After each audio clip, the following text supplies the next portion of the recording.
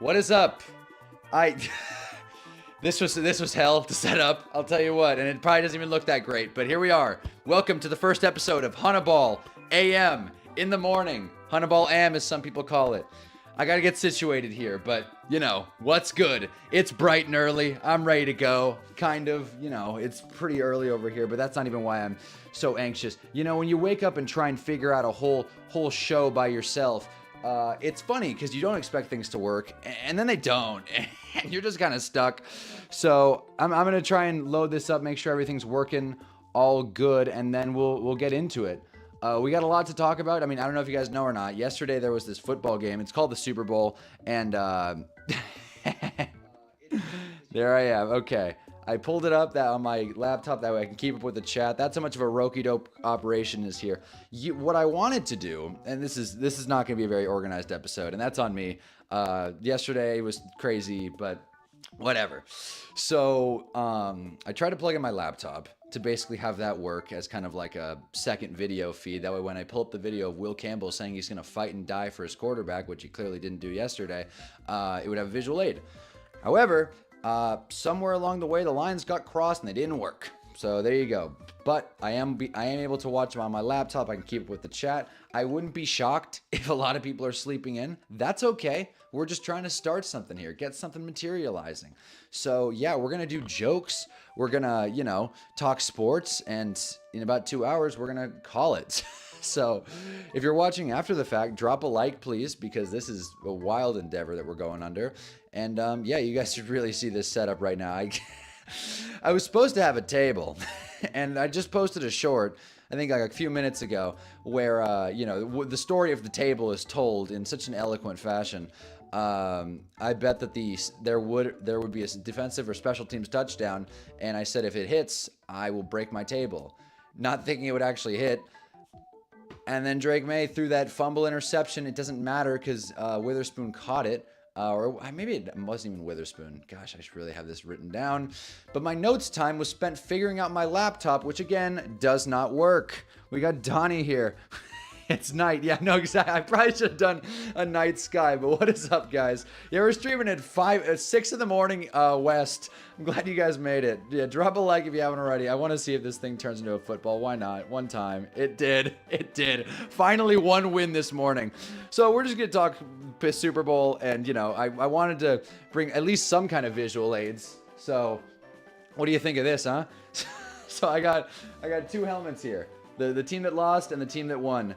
And again, Sam Darnold's a Super Bowl champion. That cannot be forgotten. I can be as mad as I want about, you know, the green screen and whatever the hell else isn't working. But Sam Darnold is a Super Bowl champion. You can take that to the bank. But the first thing I want to talk about is the Patriots, right? And I would love to have written out notes, but for now I'm reading off my phone. Because there were a couple stats last night that I heard that just really jumped out to me that I'm sure you guys have heard by now. But, you know, in case you didn't. Come on. There it is. All right. So Will Campbell forced 11 pressures. Yeah, I want to start with Will Campbell because I think he's a great example of how there's no such thing as a blue chip tackle. There's literally no such thing. And this is not me saying that Will Campbell's career is over or that he's even bad. But clearly this guy's not the best left tackle in the NFL, and he allowed 11 pressures. And what I'm hearing from a lot of Patriots fans is that yesterday was a lot of the same. The offensive line's been terrible all season. Drake May's just been making it work. That's why he got MVP votes. That's why Justin Herbert got MVP votes. However, Will Campbell allowed 11 pressures, which, if I'm not mistaken, is the most of any offensive lineman this season. They bullied him. You know, little short T-Rex arms Will Campbell, and he didn't go out there and play a good game. There was also a loose ball that Will Campbell did not dive on. Once again, ready to fight and die. He said it. He said, if you miss a couple blocks, you're working at Amazon. Well, he missed 11. That's a little bit more than a couple, but what do I know? We got Mr. Massive here. Yeah, our offensive line got bullied. Drake May making it to the Super Bowl again. We'll get to Drake May. But yeah, the offensive line got completely bullied, like Lorenzo's saying. And it's tough. It's tough. You know, it's easy to root for the underdog there, the underdog Patriots, which is such a weird sentence to say, the underdog Patriots. But here we are. And, you know, I think Morgan Moses is also on the offensive line. Golly, it's not is it Linderbaum? Whoever, the left guard had a couple of really bad reps, including one where Will Campbell had the block, shockingly. And then the left guard, what is his name? Anyways, pushes Will Campbell's assignment into Drake May, which then sets up a sack. You couldn't even put it together. And like, well, I'm going to do my absolute best and not jump on a tangent here. Because again, not a Patriots fan. Just wanted to watch some football yesterday. Certainly didn't care about the ads, but that's a different topic for later in the show. But yeah, no such thing as a blue chip tackle with Will Campbell. Let's talk about his quarterback that he was supposed to, again, fight and die to protect. Drake May had 7 fumbles in this postseason, which is the most, obviously. That's for sure a record. And a lot of I'm going to name a couple of records here. And it's funny because they're really bad stats. And it goes to show that, you don't play more games when you fumble the ball a bunch. You don't play more games when you take more sacks. But this Patriots team was an exception. Their schedule was, I don't want to say easy in the playoffs. I'm not doing the whole schedule thing through the regular season. That's not their fault. Neither is the playoff thing. However, this road to the Super Bowl was a weird one, no doubt. Chargers, Texans, and Jarrett Stidham Broncos. That is not me taking anything away from the Patriots, but it goes to show that if there was ever a time a team would stumble ass backwards into the Super Bowl, given the fumbles, given the sacks, this is the year. So yeah, 7 sacks, which is the most in postseason history. Guess who's number 2, by the way? CJ Stroud. From this season. He had 5. So Drake May, there were probably points where Drake May had more than CJ Stroud and they traded off records. CJ Stroud had 5 fumbles this postseason, which, by the way, I, again, really wish I could show a video here, but I can't because, again, my PC just cannot handle 2 USB. Not going to get into it. But I see more people filing in, by the way. What is up? Nintendo's here. I'll say their schedule is easy. Yeah. But what I was saying was CJ Stroud and Drake May trading off fumbles because you don't typically win in the Super Bowl with fumbles. So CJ Stroud had 5. Who's number 2? Mahomes with 4. So they smashed the record. Drake May specifically, he smashed the fumbles record in a postseason. Bad weather conditions or whatnot. He had fumbling issues last year. This year it clearly wasn't solved, at least in the postseason. And Drake May, once again, 1 vote away from MVP. Thank God Drake May didn't win MVP. I'm not a huge award chaser, even though we can get into the Matthew Stafford debate on a different day. I'm not a huge award chaser, but what I will say is he was 1 vote away from MVP, and he did not look great yesterday. Okay, he wasn't protected. You can't put your quarterback out there, protect him like that, and expect to win. But they could have tried a little bit better, and Drake May didn't throw a lot of accurate passes. There were a couple, like that pick was just not great. No one saw what he was looking at. 2 fumbles, like eventually, or maybe a fumble and a pick, or 2 picks, whatever that like hit as he throws, caught in the air. If that was a forward pass, whatever. You guys know what I'm talking about. We all watched the game, right? It was a Super Bowl. But yeah, he also had the most sacks taken at 21. Second was Joe Burrow, which is not a surprise. Joe Burrow in that 2021 run, he had 19. Third is Wade Wilson, who had 14. So those are just 2 awful records that Drake May smashed this postseason. Again, Joe Burrow feels like a bit of an outlier in certain ways. But I gotta take these headphones off. But yeah, 21, 19, 14. Almost MVP, almost champion. And I want to talk about Drake May for a second, but I want to catch up on the chat really quick. She had 5 fumbles, but has not including interceptions as well. Yeah, no. Julian Love, former Giant, former Notre Dame Fighting Irish, just caught that pick. Jared Wilson, there it is. I don't even think it's Jared Wilson. I was talking about the other guy, the left guard. I want to say it's like Linderbaum or something like that. Some real true blue lineman name. But yeah, I realize this is just a regular stream. Me just standing. I wanted to, have a video here, but I'm not going to talk about that anymore. Pats defense did everything they could. Offense is just young and inexperienced. Need more playmakers. No doubt. No doubt. Like, it's totally fair to say that. Like, the defense played a great game. They fought their hearts out, man. I mean, geez, they were on the field the entire game, and that must have been an exhausting game to play. All things considered, when you're talking about the Patriots, yes, you get the week of rest, but the Patriots defense was more or less on the field the entire game. The Seahawks had a clear game plan to just run the hell out of the ball, and Kenneth Walker, well-deserved MVP, no doubt about it. But the Patriots defense, man, by the middle of it, I was like, gosh, how are they not like exhausted? And they were. And it showed at certain points. And they fought hard. The Patriots defense, that's a hell of a unit. I got plenty of respect for them. But at the end of the day, the Seahawks were just better on both sides of the ball. And I'm not the first person to say that. I'm not the last person to say that. But again, we beat First Take this morning. I'm up before Stephen A. So he can suck it, man. God knows he's not going to have much to say. And again, if you're watching, I appreciate it because that means you're not watching ESPN or something like that. That's the whole goal of this show. Fun stuff, right? Yeah. What was I saying? Drake May.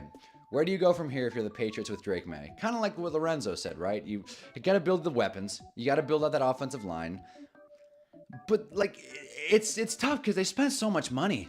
They spent so much money, and I think they still have $50-60 million in cap space. So there's definitely pieces to build around, and Drake May got considerably better this season. It just felt like the improvement he made just kind of tapered off in the postseason.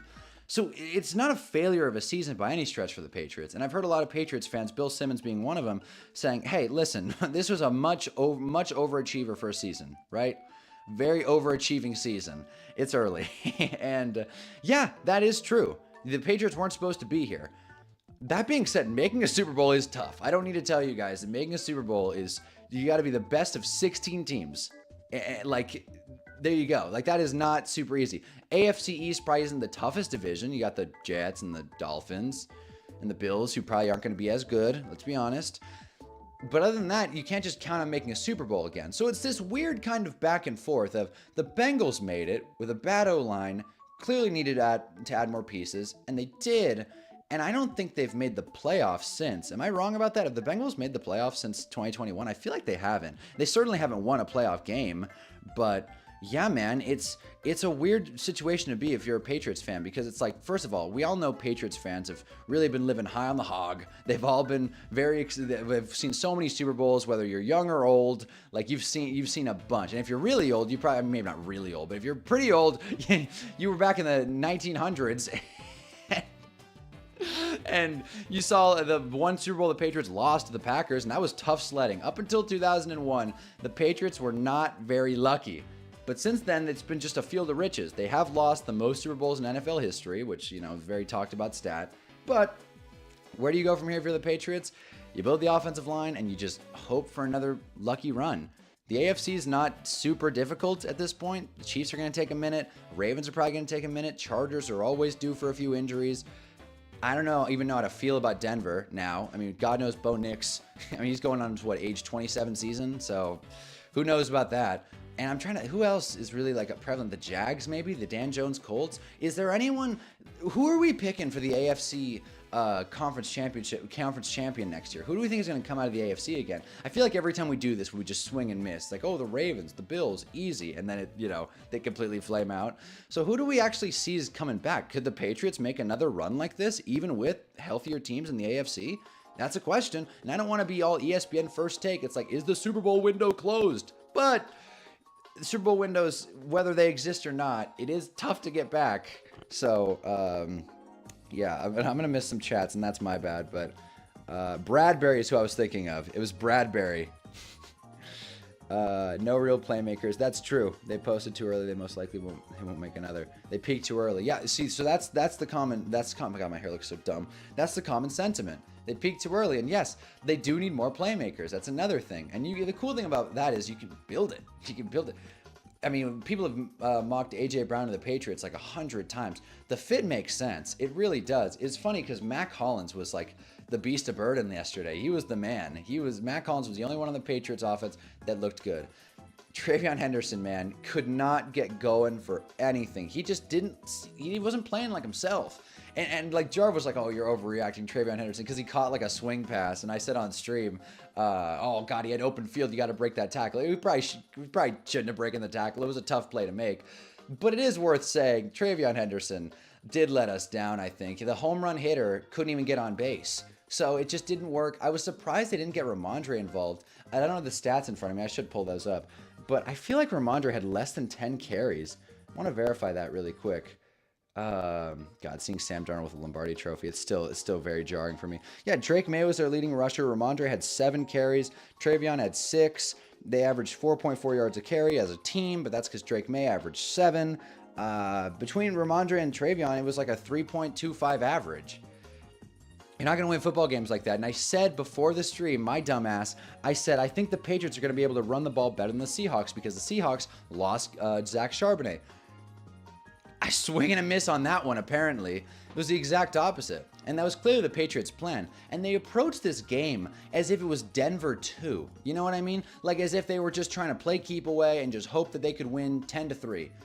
And I like, just to transition into this, the play calling, like the more you think about it and the more you revisit it, and I don't want to spend all this time ripping on the Patriots, by the way. This is the Seahawks day, but this is what, like, the Seahawks were good. Seahawks are really good. That's the Seahawks take, and I'll talk more about them later. But what really got me was the play calling and just kind of softball approach. Like, did you guys get that too? Where Mike Vrabel, where Mike Vrabel just like was playing, calling scared, Josh McDaniels just keep trying the same thing over and over again. It felt like the one time they actually tried to stretch the field out, they scored. And I know it's easier said than done when the defense is giving all that cushion. But still, it's like they didn't score a touchdown until the fourth quarter. Changes needed to be made there. It's the Super Bowl. You can't figure it out on the fly, especially with the long halftime. Patriots come out after halftime, after like a 20-ish minute halftime with Bad Bunny, which we'll talk about that. That was a great show. And they have this long-ass thing. And then they just, they come out flailing. They come out struggling. They went 3 and out on the first drive. You can't do that in a game like this. You can't do that in a game where points are so valuable. And by the end of it, it seemed like the Seahawks ran away with it. And this game could have gone either way. If the Patriots scored a little bit, it would have been competitive. There were points where we thought, oh my God, are the Patriots going to come back? And then there were points where it's like, gosh, if a couple plays were different, the Seahawks would have won like 50-7. If Sam Darnold hits JSN in the first quarter on that little breakaway pass, we might be looking at an entirely different game here. So we're kind of on the precipice if it was close, but not really, and Patriots never felt like they were in it besides that one maybe few minute stretch in the fourth quarter after they scored. So weird Super Bowl, and a lot of people are saying it wasn't good. I think it was better than last season, at least as an objective game. I thought it was fun. The ads weren't great, but the halftime show was solid, and the game at least felt close relatively for a minute in the fourth quarter. That's something. That's something. So let me catch up here. I don't want Diva AJ Brown. You have to keep going 3 and out. It's kind of tough to accumulate rushing attempts. Totally. They couldn't get anything going. They were just overpowered. They were overpowered. I don't know if I mentioned this or not, but the Patriots offensive line wasn't great. Like, we need a better line. That was Pat's weak link all last season. That should be where they spend draft priority 1. I should get on base. The Seahawks defense yesterday fake coached your Mike McDaniel. Yeah, no. Yeah, Mike Vrabel, got out-coached. Plain and simple. Josh McDaniels got out-coached. And God, how do I not know the Seahawks defensive coordinator? Why did he not get any looks, by the way, for any head coaching gigs? Did he? I don't remember. But I don't know the Seahawks DC, but he had a hell of a game too. So it just felt like they were just outmatched and outclassed. And like Jarvis saying, they're one coach of the year, the other one won the Super Bowl. So, you know, and if Drake May won MVP, they went coach and MVP stack. And then we saw that game yesterday. That would have been really, really jarring. But, you know, we didn't. So that was the Super Bowl. I'm sure there's more to talk about. I thought the sacks and fumbles thing was crazy, though. Most sacks taken, most fumbles in the postseason history in the entire NFL. But again, it makes sense because you're not supposed to win games when you fumble. You're not supposed to win games when you take sacks. Drake May did both. Okay. And again, Drake May didn't get protected. Sacks are also kind of a QB stat. I'm not saying that he had a ton of time. I'm not saying he had an easy job. Drake May definitely didn't play his best game yesterday. No one is going to say he did, right? The turnovers weren't great, particularly the first fumble. I mean, again, what are you going to do? Someone punches a ball out. But we all know that pick, someone said that pick, what was he seeing there? You know? So, but to the Seahawks, I want to talk about a couple of things, right? And one of my notes is the Patriots coaching staff sucked. So there you go. But as we approach I don't even know, what time is it? As we approach the 20-minute mark, okay, I'm going to run out of notes, but whatever. It says Patriots helmet. I'm done talking about them because we got the Seattle Seahawks, our Super Bowl champions. Why talk about the positive stuff when you don't have to? Sam Darnold's no longer seeing ghosts. I know that's such a common thing to say right now, but wow. I didn't realize this, but the Seahawks didn't turn the ball over at all. Literally not once.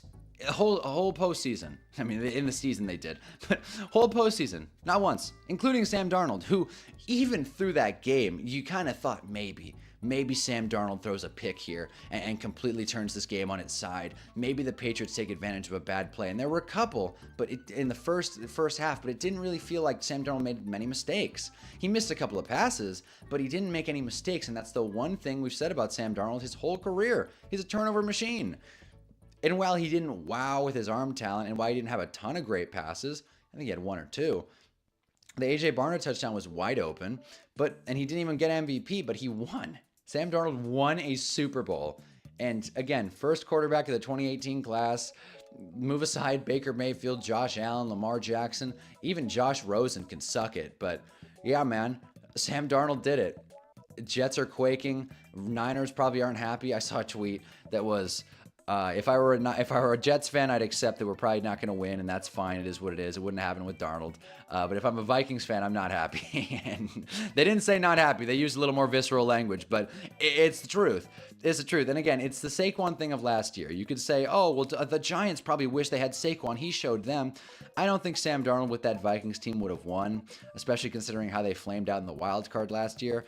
But it is worth noting that Sam Darnold went to what felt like a worse team. God knows I've made a million shorts about it at this point. He went to what felt like a worse team, and it worked. It worked perfectly. Fall behind the defense. And we were talking about it yesterday. But is this defense better than the Legion of Boom? I would argue it's deeper for sure, as we discussed yesterday, as I take people's points from the chat. But I'd argue it's deeper, right? So maybe not as top heavy, but just so many rushers where you couldn't even give like a pass rusher defensive MVP because there was just so many guys making plays. How many times was Drake May sacked? 4? It felt like 100. 6. Yeah, 6 times. 6 times for 43 yards. Sam Darnold was sacked once. It's textbook how to win in the postseason. You run the ball and you get to the quarterback, and the Seahawks did both flawlessly, and the Patriots did both of them very poorly. So yeah, now we're moving on to the Seahawks. So yeah, if you weren't in the stream yesterday, do you think that this current unit is better than the Legion of Boom Seahawks? I'm really curious to hear what people say about that. But yeah, no, and he did make it. Yeah, Darnold was slippery. That's another great point, Nintendo. That's a great point. Darnold was super slippery. He was moving around. Hell, again, like I said, he looked like 3. He looked like 3 out there. Mr. Unlimited, just hucking passes and winning Super Bowls in Seahawks green. And it was jarring for sure, seeing Sam Darnold get mobile like that. In fact, I think, did Sam Darnold have more rushing yards than Ramondre Stevenson? I feel like it's not impossible.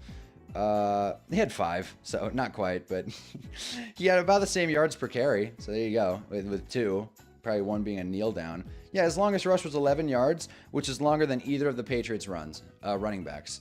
Ramondre Stevenson's long run was 6, Trayvon's was 9, and 9 mentioned, and even then, like Ramondre, I mean, he got involved a little bit in the receiving game, and Trayvon did kind of too, but that's what bummed me out, man. That's what I can't overstate it. That's what really bummed me out. I really thought the Patriots would come out there with a 2-headed monster and run it down their throats with Ramondre and stretch the field with a run game with Travion Henderson and not have to rely on Mac Hollins, the only receiver that showed up. Mac Hollins on the Super Bowl. And Mac Hollins was playing angry. He was playing mean. And there were some missed calls, no doubt. There were a couple times on a deep pass, or once at least, where Mac Hollins kind of got hit in the face. They grabbed his face mask, and he just kind of had to shake it off and move on because they weren't calling any flags. They also missed that offsides. So the Patriots got screwed in one way or another, which, you know, the opposite has happened once or twice. But still, like, it was a weird one. It was a weird one, no doubt. So what else is there to discuss? Oh, I really want to talk about Cooper Kupp now. Okay, so not to completely change course, Seahawks, again, deserve their credit. Sam Darnold is a Super Bowl champion along with the rest of the team. Ken Walker's MVP. Very inspiring stuff. Not much of a talker, that Ken Walker. I've never really actually heard him in an interview or a press conference. But yeah, not much of a talker, that guy. But he ran the damn ball. He really did. But the other thing I want to talk about, and this will be kind of like my Super Bowl segue out of this, and we could talk more about the big game. God knows we have no football for 7 months, which is not fun. And I was going to get breaks in this, but I didn't have time to load up the videos in time. So we're just going to go 2 hours straight. And I promise tomorrow is going to be a lot better produced. But, you know, it's like waffles. You throw out the first one when you make it. So Cooper Kupp is a 2-time Super Bowl champion. He had probably the best receiving season in NFL history. And I got into a pretty contentious debate last night because someone asked me, is Cooper Kupp a top 10 receiver all time? Which, like, of course not. Like, of course not. I don't think so. But that turned into, is Cooper Kupp even a Hall of Famer? And I'm curious what you guys think. I'm going to put this helmet down, but I'm curious what you guys think about that. Because Cooper Kupp is a 2-time champion. Of course, I don't really give much credit to receiver rings. I'm not giving Odell much credit for his Rams ring. Randy Moss never won a Super Bowl. Larry Fitzgerald, guys like that. Plenty of great receivers have never won Super Bowls. Obviously, Jerry Rice, the best one, has a bunch. But outside of that, it really doesn't feel like rings are a receiver stat. But again, am I crazy to say there's no shot in hell Cooper Kupp makes the Hall of Fame on his, unless he turns around and starts having like 1,000-yard seasons over and over and over again, which it could happen, I guess. Shit. At this point, I don't want to project anything going on in Seattle, but I'm curious. Like, is that like an overt no in the chat? I'm really curious. Not even close. Yeah, thank you. Not even close. Yeah, I thought I was crazy going back and forth with this guy. He was like, easily. What do you mean? Best season ever, 2 rings. That's all I need to say. I'm like, this isn't the NBA. That's not how this works. Just because you get a couple of championships doesn't mean you're all of a sudden your Hall of Fame case is like completely jacked up when you're a positional player. Quarterbacks are different. But like LaShawn McCoy got a couple of rings. I don't think that boosted his career over the top. If you want to say LaShawn McCoy's a Hall of Famer, I'm going to disagree with you. But it would have a foundation because he was a really great running back. And not to say Cooper Kupp was a bad receiver, but his peak was definitely pretty short. Just like Odell's not a Hall of Famer. He had like a great 3 to 4 year stretch. And it breaks my heart every day that it's not happening anymore. And somehow Mike Evans is still getting it done. How is Mike Evans? Here comes ADHD. How is Mike Evans, 6'5", the only receiver out of that class that is still playing at a high level? Like, it's just crazy to me. I guess he was just able to more or less protect his body, which is still kind of breaking down on him to this point of his career. But man, Sammy Watkins flamed out. I guess Brandon Cooks, he was plan A for the Bills, so maybe I'm just mad about Odell and Sammy Watkins. I miss Sammy Watkins, but that's not even comparable to Odell. But yeah, Kupp has 2,000-yard seasons in 9 years. Yeah. No, thank you. It's pretty cut and dry, I feel like. So that was a debate I wanted to introduce. I was hoping someone would be like, yeah, easily Hall of Famer, but no, he had a hell of a 2021 campaign, triple crown, credit where it's due. But Megatron never won a ring, and I don't care. I just don't care. Another crazy season, maybe, but not now. Definitely. Yeah, definitely a great player. A Hall of really, really good. How about that? That's a good spot for Cooper Kupp. You know, and we could talk about it and be like, remember when Cooper Kupp went crazy in 2021? And then the Seahawks signed him and no one thought anything of it, and he ended up winning a Super Bowl? Like, color me crazy here, but I don't think Cooper Kupp was a make or break part of this Seahawks team. I know that's probably not fair to say, but I was more impressed by Shaheed down the stretch, mostly because of the special teams ability.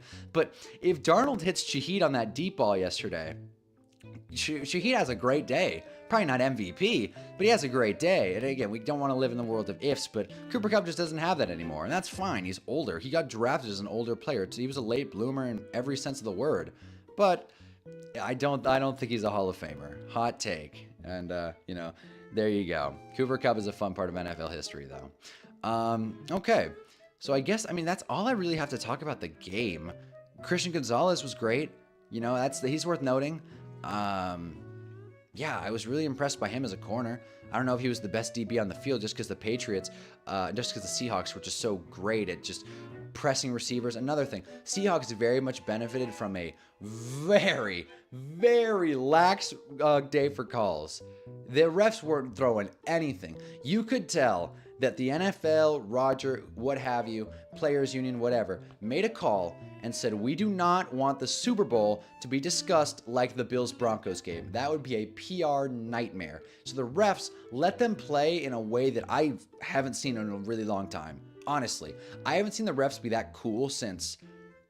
I mean, I can't think of a time because you don't know the good times when you're in them. But still, it's been a while. Definitely not this playoffs. Definitely not this season. If you didn't already, check out my flag video. Flags are way up. But either way, the refs decided to cool off. And that definitely benefited the Seahawks because you could see on every rep the actual holding calls they did call. It was like so blatant and obvious. A Seahawks defender threw a punch and the refs didn't even call it. Like, that's how do you even get away with that? And I'm not sitting here blaming the calls. The Seahawks were the better team. They deserved it. But it was interesting to see the refs just kind of completely hold their whistle and not do anything about it. So that was another note I had from the game. Again, I'm just reading. I'm just going off thoughts. I'm trying not to ramble here, but I just feel like those were the big takeaways. And, you know, it was the Super Bowl. It was the most super of bowls. And I'll tell you, man, yesterday it felt like the Patriots couldn't even beat a cereal bowl, much less a Super Bowl. So, according to Pro Football Reference, Amari Cooper and Marquez Colston have a higher probability of making the Hall of Fame. Marquez Colston was sick. Marquez Colston was awesome. And Amari Cooper was fun, too. Definitely not Hall of Famers, though. Definitely not. That's wild. Might as well let him play. Two great defense, no star players. We got to give him a chance to be interesting. No, I agree. And it was a bummer. The one time they decided to blow the whistle was that Ken Walker touchdown. I'm not yawning. It's not 6 in the morning. That Ken Walker touchdown. I agree, though. I agree. It was funny. Like, it was. I just thought it was interesting how they very much leaned on just letting him play. That's the way to do it. The NFL should do that more. It felt like a good game as far as the NFL went. Like I said a bunch yesterday, the graphics for NBC were great. I thought the NFL put out just a really good show. I don't know. Have they posted the Bad Bunny halftime show yet? I was trying to rewatch it last night as I was editing shorts, and I couldn't find it. So let me see if NFL's posted. If they haven't, I'm curious because is there like a licensing issue or what? They did. Okay, they posted it 9 hours ago. So pretty late. I think what's that, like midnight, more or less? Something like that. Yeah, they posted. So geez, man, what a show that was. So I want to talk about that now because, you know, Bad Bunny. If you weren't here for yesterday's stream, let me know. Did you like it? Did you not? Like, how do we feel about it? Because the same person I got into the Cooper Cup argument with, shocker, he didn't like the Bad Bunny show. This is a very intelligent man I'm working with. And he went on a whole spiel basically saying, if I'd like to he's like, is it unfair of me to want to understand the music to enjoy it? And it's like, look, it's not unfair, but it is kind of a bummer, right? Because I'm sure we all know the person. Maybe you are the person who didn't like the show that said, I don't speak Spanish. I don't like Bad Bunny, or I'm not familiar with this game. I didn't care for that show. Listen, I've taken, I want to say 4 or 5 years of educational Spanish. One time I did a Duolingo streak for 365 days. I made the top league. Shit you not. Comp Duolingo. I made the top league, which really quick, because we got time. Duolingo is such a stupid app. I have never, like I said, I did all that, made the top of the league. I was top of the charts. I was getting emails saying like, hey, we've been seeing you on Duolingo. We'd love to sponsor your Spanish learning journey, Hunter. It was crazy. And I got the streak 365 days. I thought that they were going to like send me a plushie in the mail or some sort of certificate. It's like, man, you did it. You made 365 because there's a thing. You get VIP status when you make 365. VIP status is nothing. You get a little flame by your user picture. That way all your friends on Duolingo, because that's what everyone does. Everyone makes a Duolingo account and then adds everybody they know and then like exchanges and then like checks each other. And it's like, wow, he's a VIP. This is a real guy right here. And it's like, you don't learn anything. You don't learn Spanish. You don't learn any languages on Duolingo. They have how to learn chess, which I tried, didn't get into it. Mandarin, every language you can think of. And maybe it has worked for some people. But man, you get better at playing the game. You don't even get better at learning the language. By the end of it, I would always skip the voice messages just because I didn't want to be that guy like out in public being like, te amo enfermo. I love sick. Like, I didn't want to be that guy. So I skipped the voice message ones. But outside of that, I was jamming through them. I was doing lessons in 4 or 5 minutes. And I had a great streak. And then by the end of it, I took a step back and thought, God, what did I learn? I mean, nothing real. I learned that the owl gets upset when you miss days. I learned a couple of characters. That's another funny thing about Duolingo. There's lore. There's like lore. I think one of the girls is non-binary and grumpy. To add that, I think, gosh, one of the guys is like short but loves to eat. There's this kid with like a stupid ass haircut that you just want to punch in the face. He's always saying junk. Usually about hamburguesas and whatnot. So this is me going on a stupid tangent. What I'm saying is that Duolingo sucks, and I have tried to learn Spanish time in and time out, and I still was able to enjoy the halftime show not knowing the language. I went into it, white guy who speaks English, and it was cool. Corn mazes that are real people. Cardi B's dancing. So if anybody bet Cardi B shows up, that bet paid. Pedro Pascal went up there. Ricky Martin and Lady Gaga, which was a curve, no doubt. Which, by the way, people, detractors. I was trying to remember that word the other day. I'm glad I remembered it on stream. The detractors of this halftime show were like, I didn't understand any of it. You didn't understand Lady Gaga does Die With a Smile? I feel like that's pretty English. And I thought her remix of it was pretty cool. Like, she added that Latina twang to it, which I don't know if Lady Gaga has any kind of Latin backgrounds. I feel like she would if she was a part of the show, but I'm not familiar with Lady Gaga's game. So yeah, I thought overall it was a really great show. Like I said on stream yesterday, I thought the message was great. Benito was really down to earth, and that was just cool. It was definitely the most just like human. That's what I kept saying. It was a very human performance of, of a Super Bowl halftime show, whereas a lot of them feel larger than life, grandiose. If you want to compare the Bad Bunny halftime show to anything, and again, if you were in yesterday's stream, because I'm going to repeat a lot of what I said because my notes are nothing, because I spent the whole morning trying to figure out my laptop, which is not working. But if you were in my stream yesterday, one of the things I said was, compare this halftime show to NSYNC in 2001, where they brought up, I shit you not, Aerosmith, Britney Spears, and Nelly with NSYNC, and on just like one small ass stage, cramming everyone they could, playing a bunch of random songs. And it's different eras. It was 25 years ago at this point, which is nuts. It was 25 years ago, and that was the first Patriots Super Bowl win. So there you go. But Patriots are still in the Super Bowl. Yeah, that's wild. But yeah, and still, you compare the two, and it's so different. And what I will say is, not a lot of people are gonna, or at least I haven't seen this take a lot. The Apple Music Super Bowl halftime shows have been considerably better than Pepsi. Pepsi took a step up in the back end, they did their stuff.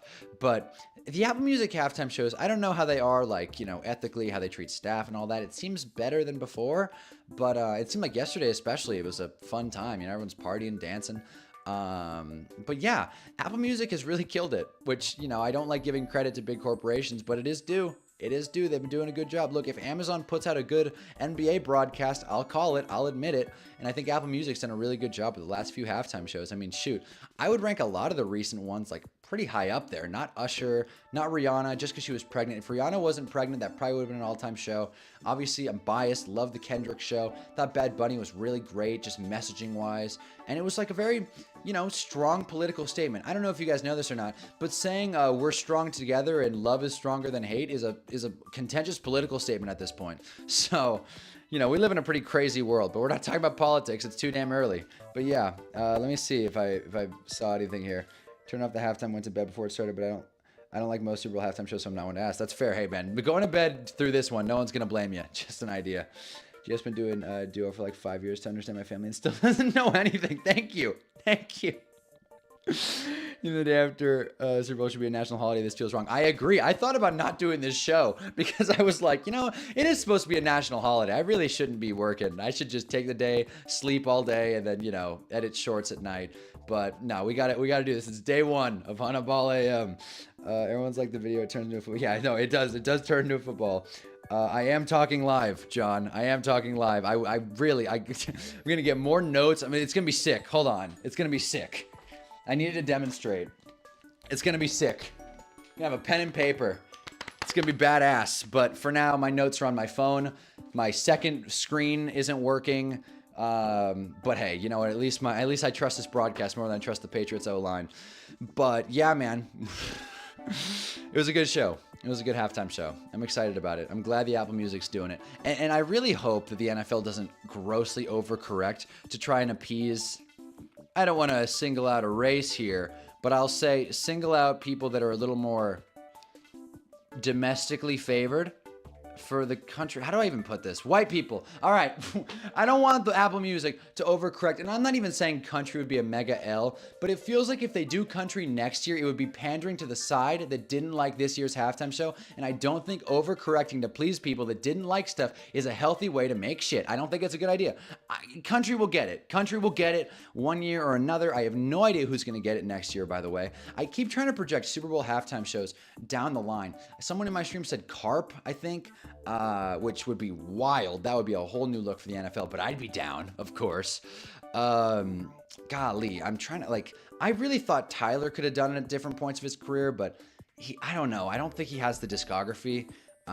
Maybe if he brought up, I don't know, Rocky and maybe who else? Maybe Vince Staples. That would be cool. We get a Vince Staples halftime show. But again, these guys are, Frank Ocean. These guys, it would be really cool, but I don't think the NFL trusts it. And they probably shouldn't, I didn't even listen to Cherry Bomb, but Chromacopia was cool. Who else could get there? I mean, they could do a whole girly pop thing and do a Sabrina and maybe get Chapel Roan out there, who I know is a little different, or, and if the NFL really wants to get wild with it, get a Charlie XCX halftime show. Burn it down. That would be sick. That would be awesome, man. The headline, Charlie XCX burns down Atlanta. So I think that's where the game is next year, right? James Pierce may or may not have beaten up his girlfriend too, but that's a whole nother thing. Yeah, it says AI. Yeah, Big Time Rush. That would be cool. Hey, I had this thought the other night, and now this is just gonna be. Now I feel like I've just going back and forth with the chat now, but that's fine. I had this thought. Do you guys think peak One Direction could have gotten an appearance on the Super Bowl? I'm not saying a headliner show. But do you think One Direction could have came out? That feels very 2001, and this might piss some people off. But I feel like if you're gonna give it to NSYNC, I feel like you could have given it to One Direction. Different times now. They go more solo artists, which makes sense. It's easier to market. But I feel like peak One Direction could have gotten it. I don't even think One Republic's a real band. But yeah, get One Republic and 21 Pilots. And just run it. Just 2010s, rock pop or whatever. What is brand are they? I think it's rock pop or just straight pop. But that would be nuts. So again, there's so much to do with music, but like I've said a million times on stream, people's interests are so segmented that no one's ever going to be fully happy with the Super Bowl halftime show. I thought Kendrick's show last year was awesome, and some people don't even think it was good. It's how could you say that? How could you say that? It's he should have brought out Future or Wheezy. It's I don't think that would have made the difference. I don't think if Wheezy came out and did Lollipop, it would have taken the show over the top. All it would have done was been a really jarring tone shift, much like when Katy Perry brought out Missy Elliott for her show. Missy Elliott's great, but it just felt strange. But yeah, guys, let me know who you could see doing the halftime show next year. If I had to make a bet on it today, which shit I might now that I got $90 in my Kalshi account, thanks to the defensive special teams touchdown, I would probably wager that it's going to be country. Maybe a Zach Bryant, Jelly Roll type of deal. But if they're going to do country, I'd like them to just wait one more year. Wait one more year. Don't be so pandering, NFL. Stick to your guns. That's what they've been doing. That's what they did with this show. It felt good. When Bad Bunny was announced, a lot of people were confused, myself included. But he took his shot and he ran with it. It was a very different kind of halftime show. The vocals were a little, I don't want to say underbaked. That's not the right term. But they were definitely a little more, not even melancholic. It was just slow, I guess. It just felt like Bad Bunny was just very I don't know, slow, just very low tone, I guess. And it was not bad. It was just interesting. It was not the kind of thing you hear. Usually it's we'll light up the sky like fireworks, and that's not what happened yesterday. So I thought it was an interesting halftime show, no doubt. Atlanta next year. Yes, exactly. 2027 Super Bowl in SoFi. Oh, bring Kendrick back. That would actually be perfect. If you could do an LA rap, even if is Tyler anyways, if you could do like a Tyler, like Vince, like I said, Frank Ocean, even if Frank Ocean drops an album and then the Super Bowl, that would be sick. Live from LA, SoFi Stadium. God, that better be a good game. But that's also what, 2 years from now, so let's not get too far ahead of ourselves. Atlanta. He's from LA. Head lives in Atlanta. All right. Wait, who are we talking about here? Shit. Atlanta next year. Can you imagine the uproar of BTS halftime show? It'd be crazy. That would be nuts. If BTS did a halftime show, people would not be happy, but it would definitely filter a lot of people into the Super Bowl, which, look, the Super Bowl does not need more attention. The Super Bowl has got adequate exposure. I think most people know about the Super Bowl, whether they like it or not. I feel like most people know it exists, and when it's going on, I will be fully willing to wager any time in my life that more people celebrate the Super Bowl than like St. Patty's Day or Valentine's Day in my case. Hell, even Easter, honestly.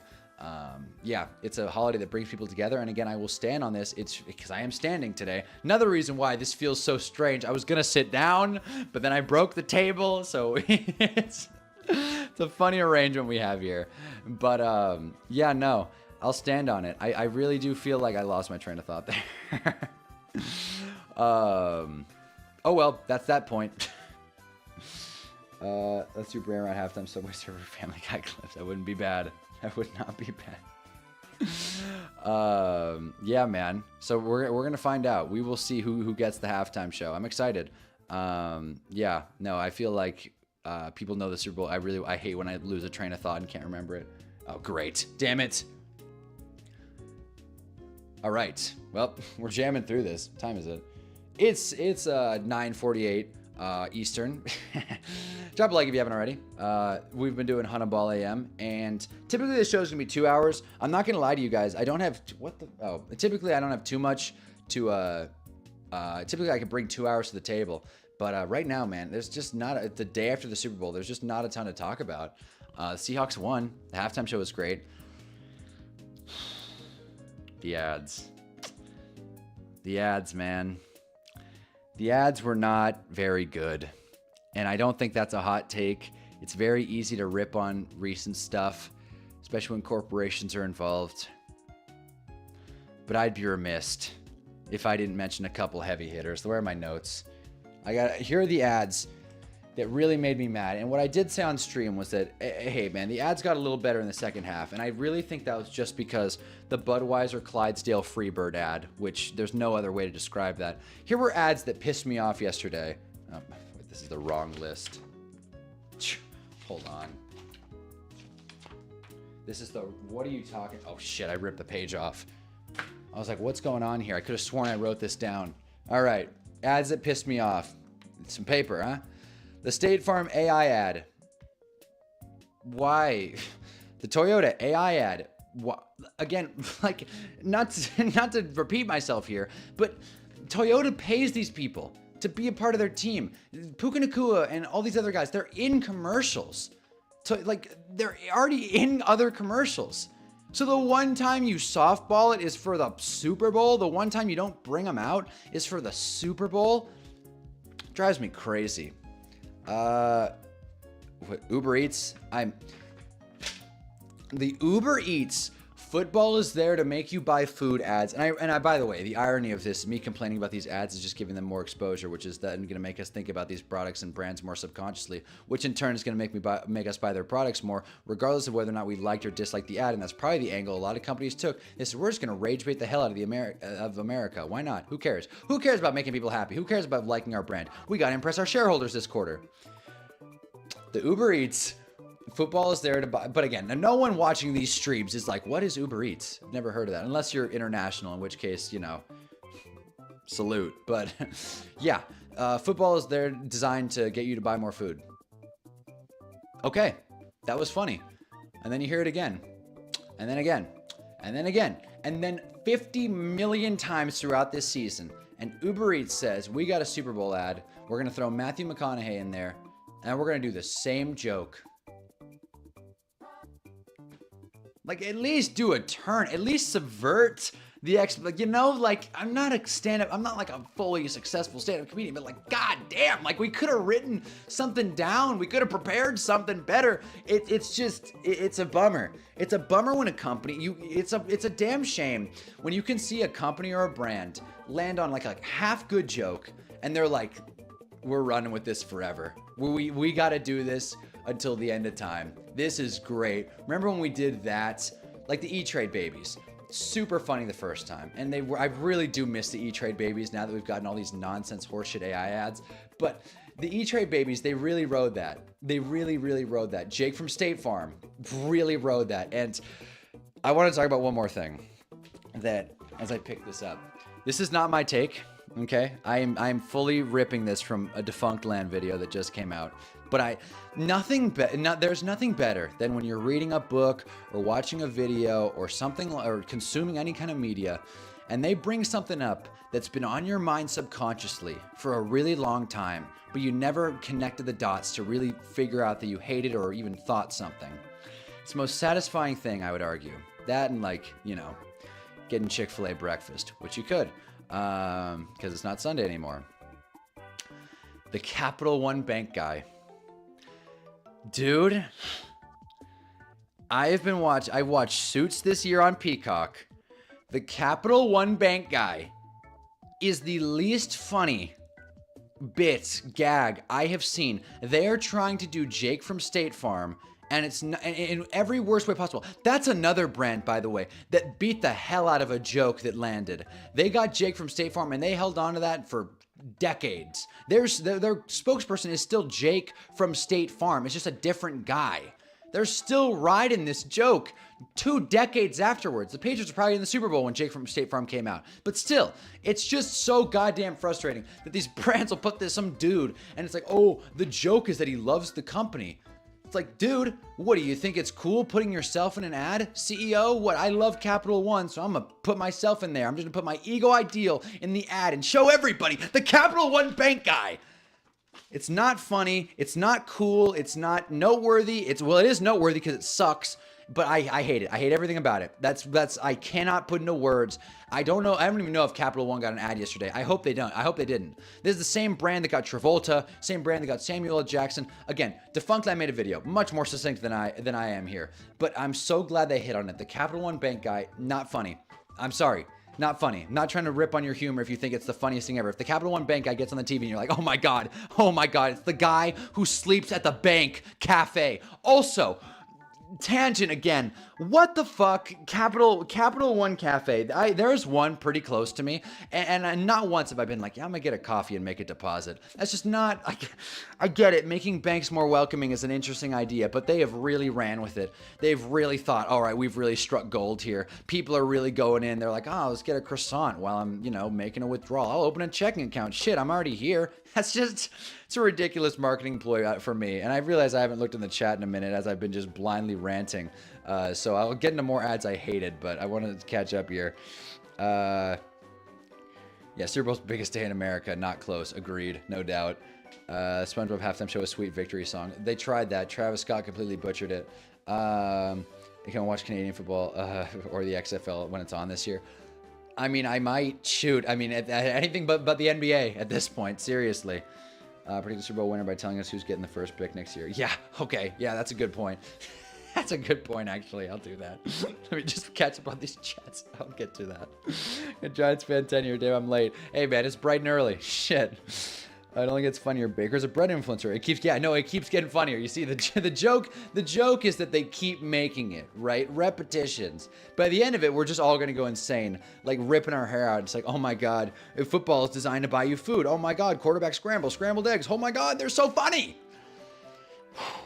Capital One Bank guy was never funny, but Capital One thing is the funniest thing ever. I don't think they got an ad. Thank God. Yeah. No, thank you. They really thought they struck gold there. Didn't even show the Avengers trailer. That's all I wanted to see. The CFL sucks balls. I'll be real. They didn't even show the Avengers trailer. I mean, I really, I'm not going to go on a tangent here. I'm really on the fence about whether or not I'm going to see the new Avengers. A part of me wants to because, cultural events, superheroes are fun. But it would be so funny if that movie tanked at the box office. That would be so funny if that movie lost money, And there's a shot it does. it would just be hilarious. Marvel has put all their eggs into this basket, and if you find out there's a hole that's dropping eggs, they're not gonna be happy. They'll write it off. They'll be fine. Don't worry. They're probably gonna make Disney Plus $20 more a month if Avengers doesn't do well. But still, it would just be a funny situation. But now, okay, that's a good idea. Who do I think is gonna have the number 1 pick this year? I should say the Giants, but I don't. I need to be genuine. Who do I think is gonna be the worst team in football next year? Jeez. That's in my apartment. Jeez. I heard someone break in just now. It's probably not good. I'm not going to say the Raiders. Although the Raiders very well could have a Titans-like season where they have a quarterback and nothing else. I'm not going to say the Giants because that would be lying. I'm really trying to think here. I got this helmet set of every team, right? Got this guy. So let me just take a quick gander at this. You guys know I'm a big believer in the NFC South. I refuse to think any of those teams are bad. There's one team. Jets would be too easy, by the way. Jets would be way too easy. There's one team that I know this is not like a hot take or anything, but I'm not saying this as like, oh, the Packers are gonna have the number 1 pick next year. You know, I genuinely do think this. This one hurts. It really does. But I think the Browns are going to have the number 1 pick next year. I love Shador. We love Shador. But now that the season's over, and just for a moment, we can just take a breath and stop with the bit and just accept that this Browns thing probably isn't going to work. It's probably not going to work with Todd Monken. It's probably not going to work with Jim Schwartz saying, I'm out of here. It's probably not going to work with Myles Garrett, who's sick of losing, but also getting the bag. It's probably not going to work. Their defense is solid. Carson Swessinger, Mason Graham. These are great pieces. But I don't see it working on the offensive side of the ball.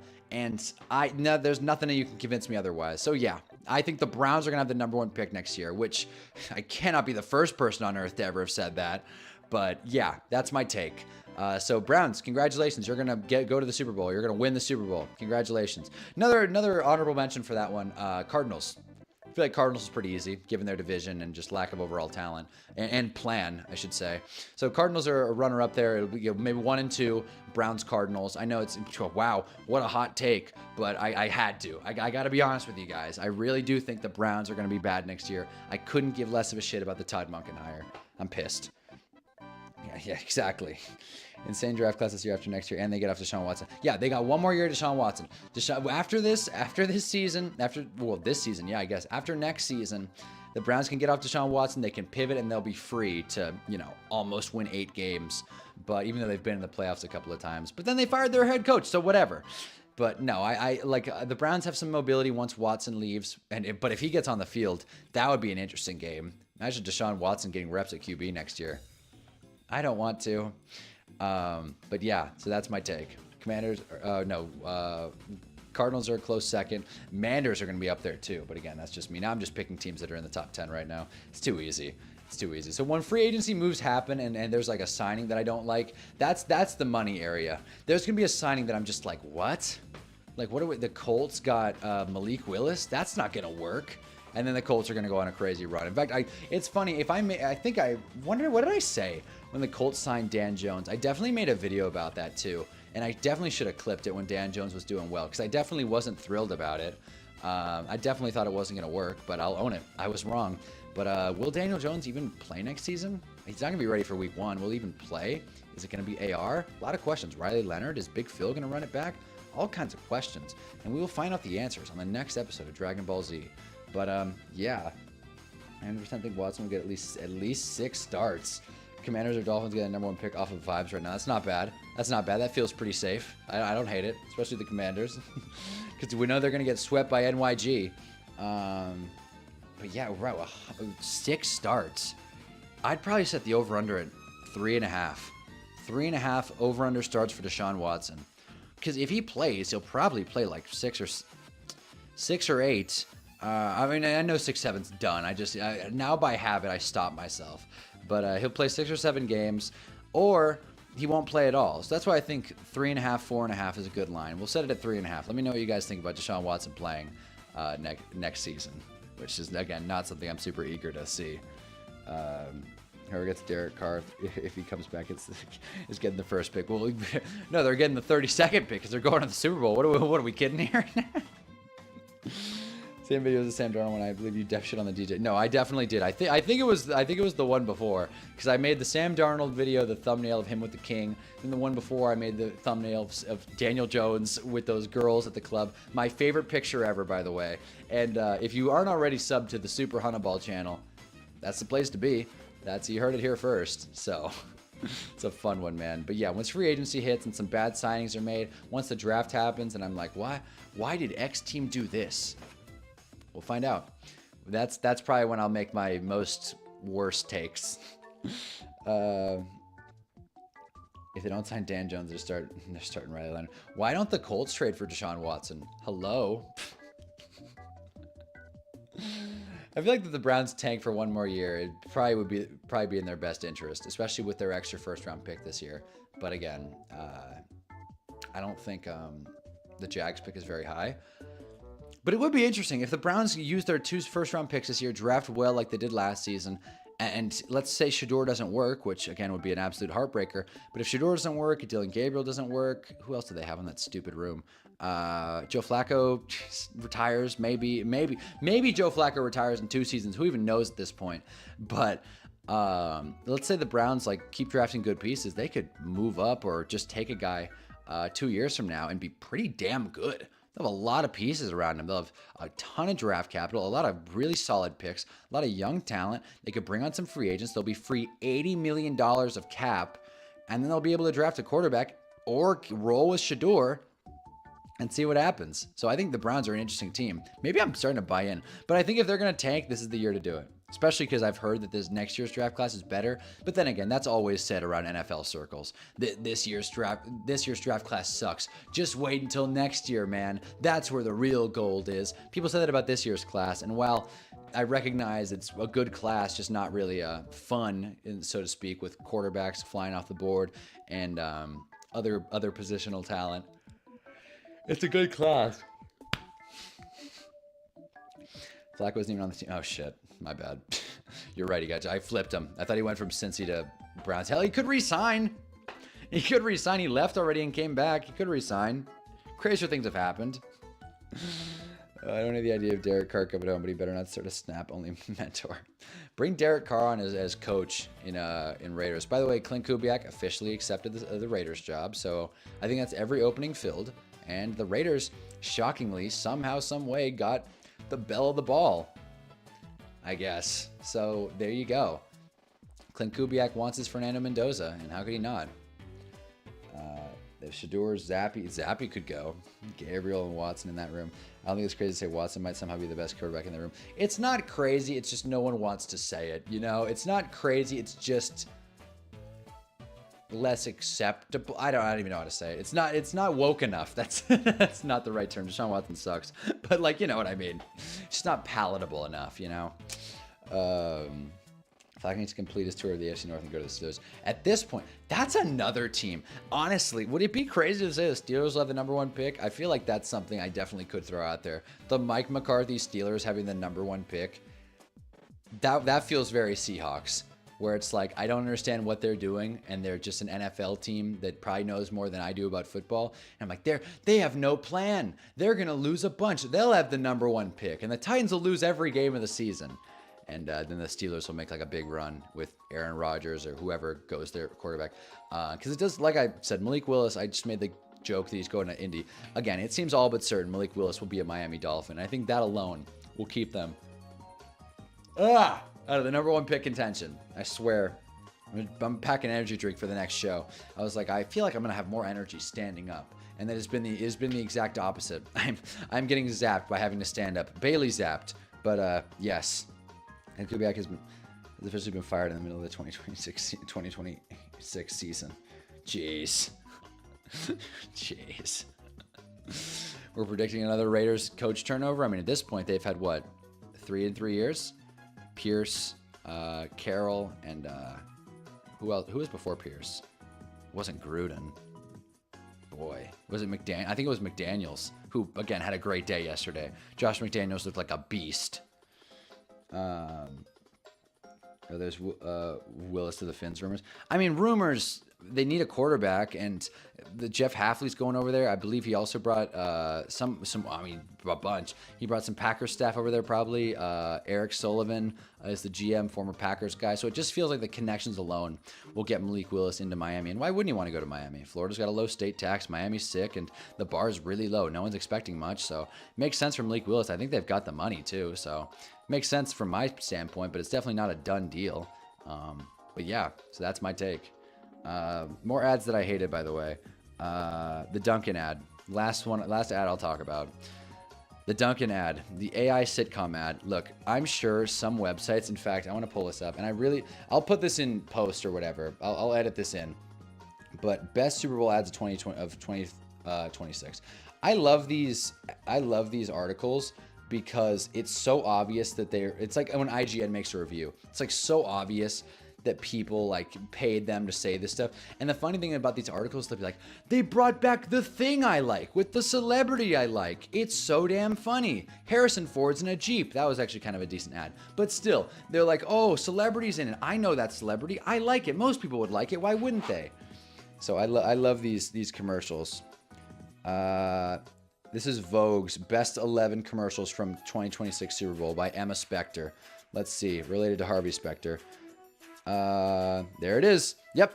Number right there off the dome. Ben Affleck for Duncan. People like, maybe I'm just a Ben Affleck hater. Okay, am I getting? Okay. Here we go. I don't think the audio is getting picked up. If it is, sucks. I'll take a copyright, whatever. All right. This is Goodwill Duncan.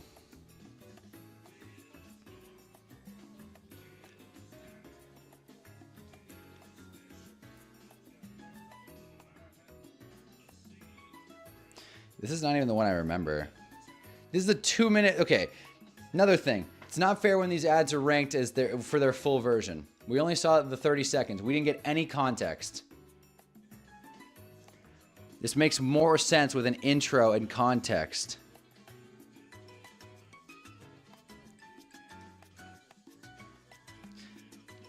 AI Duncan ad with George Costanza.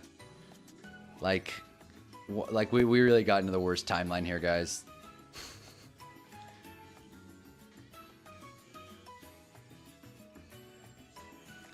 Yeah, are they gonna show the actual ad, or is this just gonna be an intro to an ad? You gotta love when an ad has an intro to it.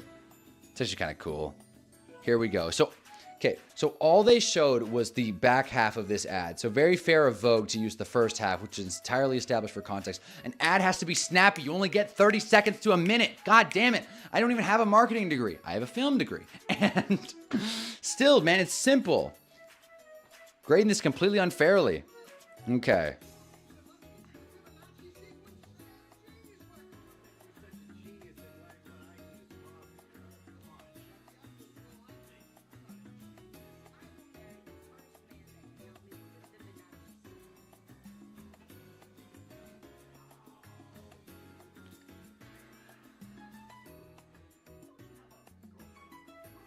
Yeah.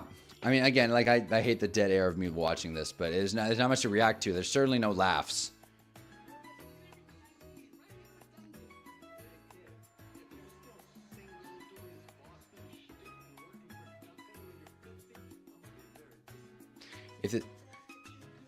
Am I the only one that thinks if they didn't AI this, and if they just actually just used old actors and positioned them like they're young and like made it look bad, it would have been much funnier?